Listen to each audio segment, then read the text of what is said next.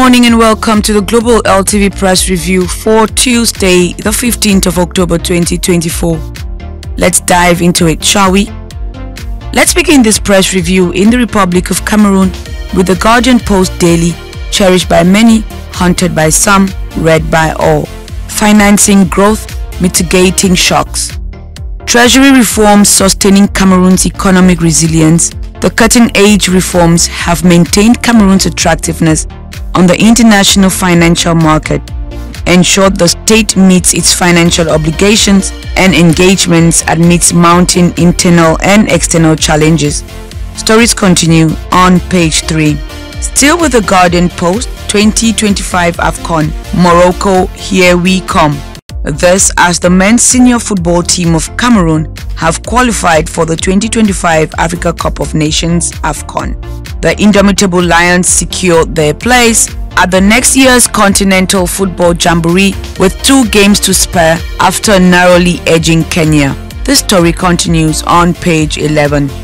From Cameroon, we move over to Ghana with the National Enquirer. NDC's commitment to empower farmers and boost agri-sector, Mahama declares. 1 district, 15 tractors. Former President John Dramani Mahama has unveiled an ambitious plan to boost farming activities in Ghana.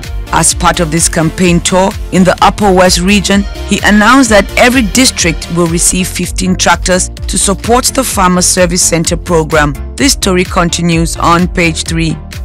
We are still in Ghana with the business analyst shaping economic decisions. Cedi to record stability in near term.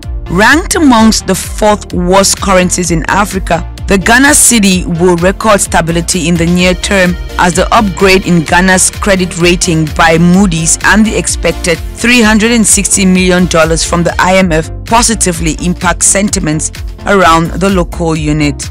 This story can be continued on page 3 of the paper. Still in Ghana, we take a look at the Daily Graphic, managing public sector wage bill.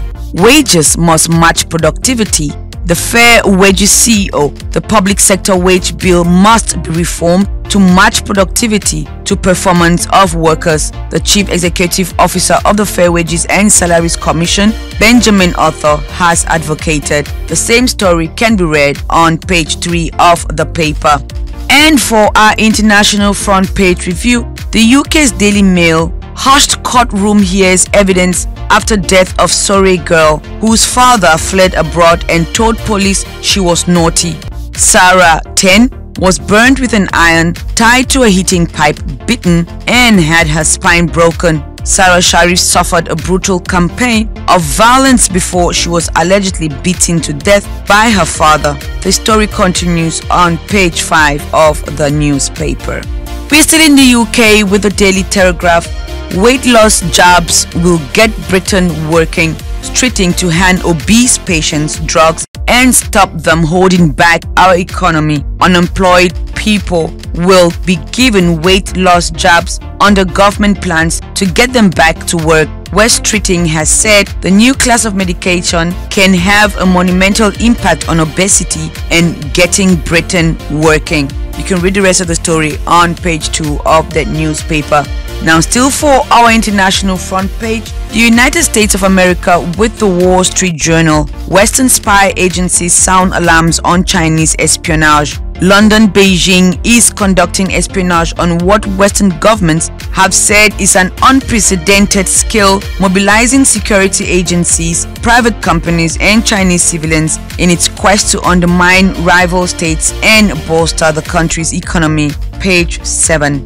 We end the session with the United States of America's Los Angeles Times program to lift black students get mired in culture wars. Backers criticize LAUSD for revamping plans in response to conservative Virginia groups' complaints that race was illegally included among criteria.